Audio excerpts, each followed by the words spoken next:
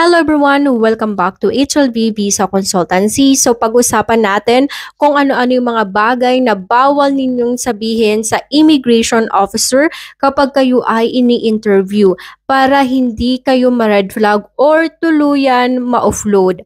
Guys, ang daming nagtatanong nito sa akin. So far, everyday, ang dami kong messages na nare-receive, mga nag-share ng kanilang mga experience sa immigration or any advices. Ito yung mga bawal sabihin sa immigration.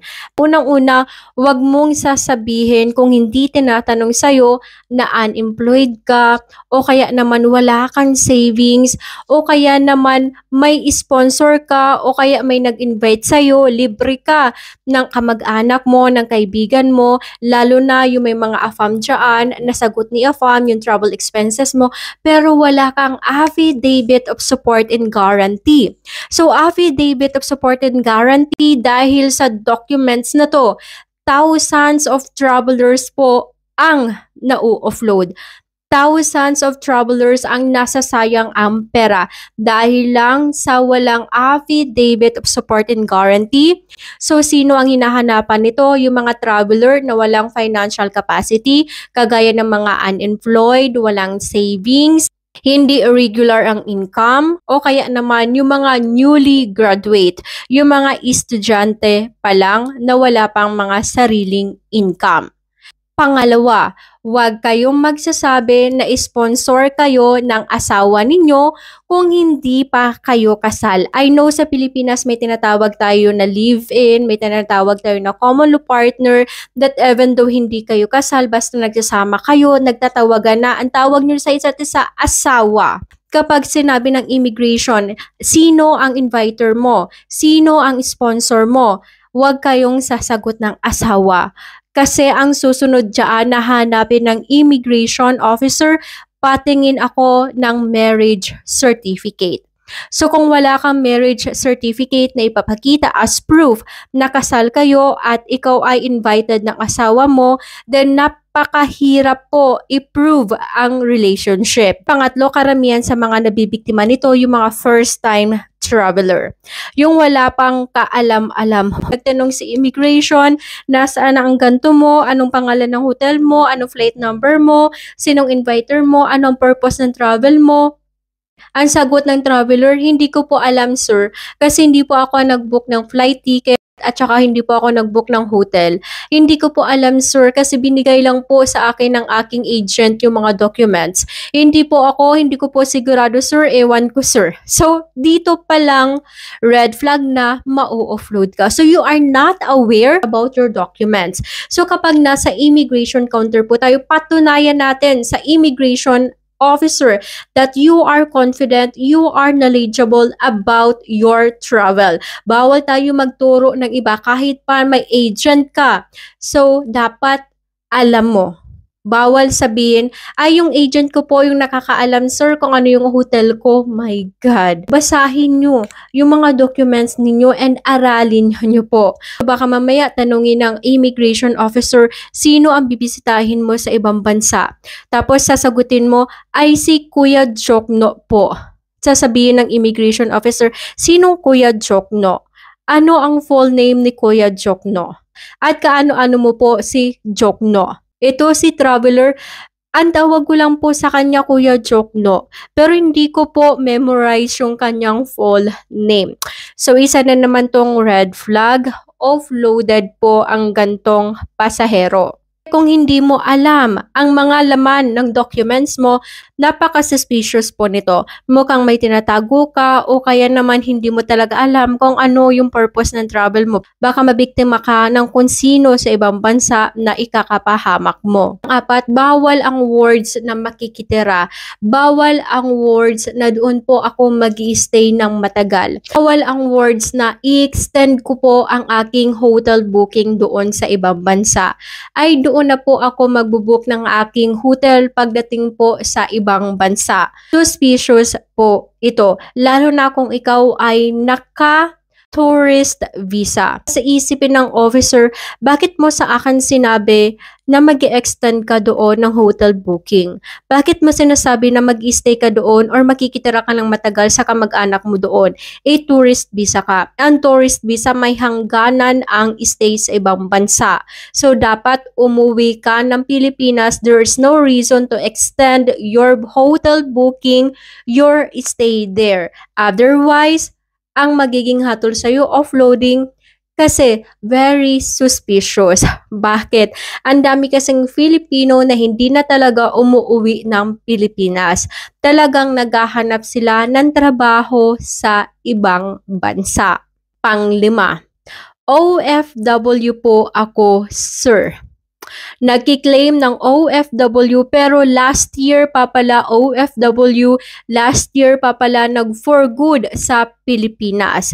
Guys, ang dami din sa akin nag-share ng kanilang mga travel experience, no? Humihingi sa akin ng mga advice. Ang tawag pa nila sa sarili nila, OFW, kahit na wala na silang contract na hawak, kahit mga 5 months na silang nakabalik sa Pilipinas and gusto nila mag-travel ulit papuntang ibang bansa for tourism o kaya naman for visitor, ang claim pa rin sa sarili is OFW.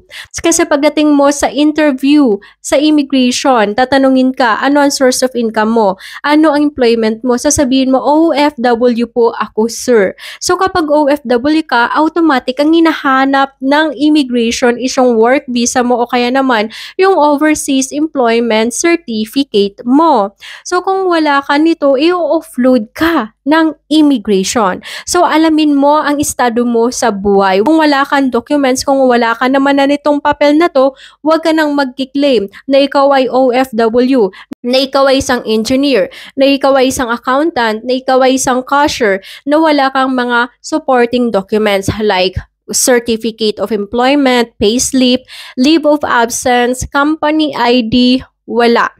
So, kung wala kang documents, so it's better to say unemployed and look for someone na mag-i-sponsor sa travel mo. Kasi these missing documents, pwede kang ma-offload. Pang-anim, yung mga traveler na public servant na nagtatrabaho sa government agencies, government offices na walang travel authority.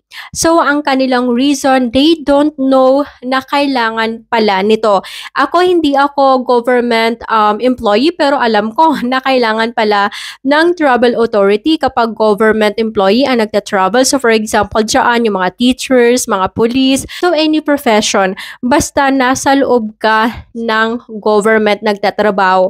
So, for example, kung ikaw ay teacher, so kukuha ka ng travel authority sa Department of Education. Kung walang travel authority, kahit pa sabihin mo, police ako, sundalo ako, mayor ako, hindi ka paaalisin ng immigration. Bakit?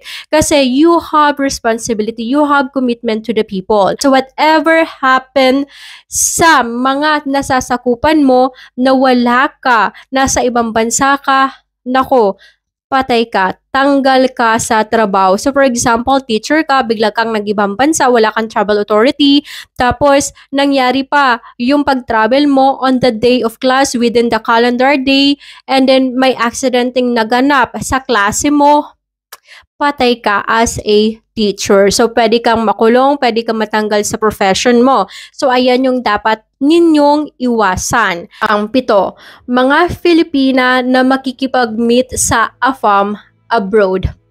Yes po, sobrang dami.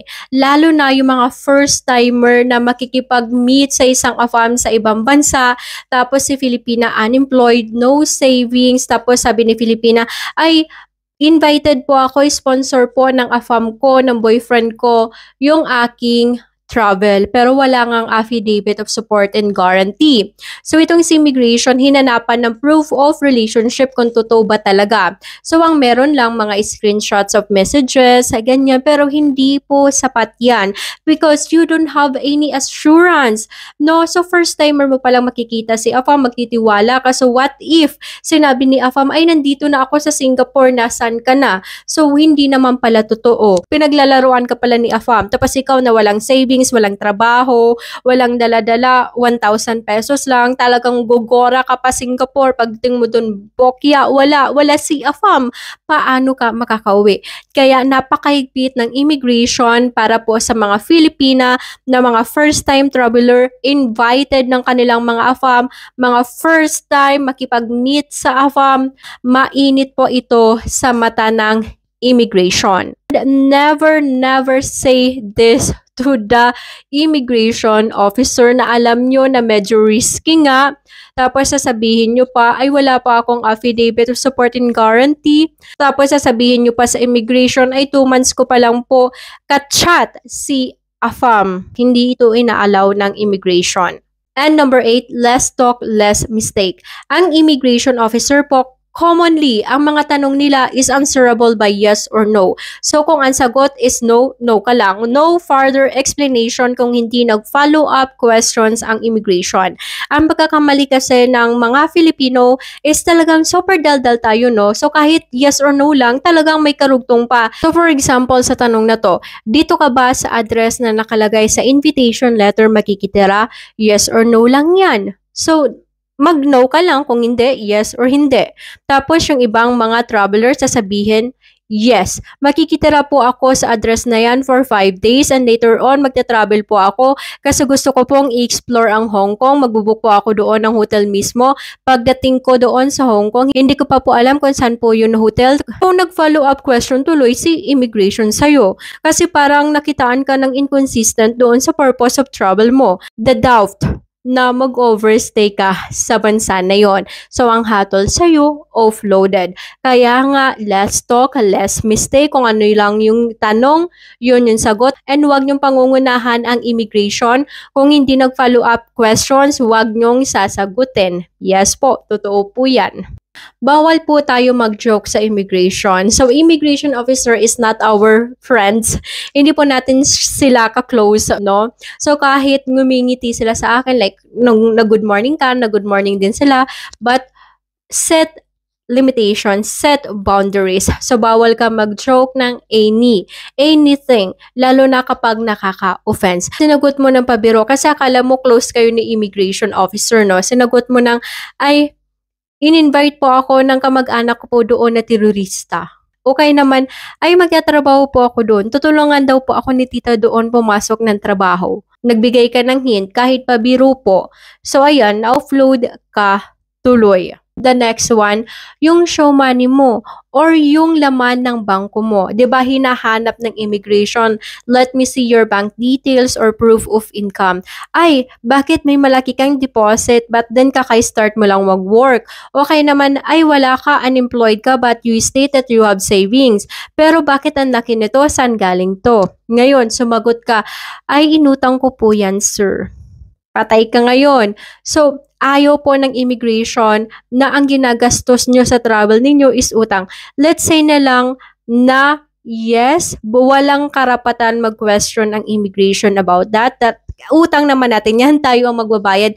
Pero kasi yung assurance ng pera, for example, naubos mo abroad, yung inutangan mo, then paano ka? This is not about na ginajudge tayo ng immigration. This is about our security abroad. So kung wala kang sarili mong financial means, wala kang sariling stable na income, yung perang inutang mo, madali yan maubos. And kapag naubos yan, wala kang backup. Yan ang mahirap po. That is for today's vlog. I hope nakatulong po yung aking mga tips and paalaala sa inyo na wag nyo pong gagawin para hindi po kayo mukhang red flag at hindi po kayo ma-offload sa biyahe po ninyo. Again, thank you so much and see you in my next vlog.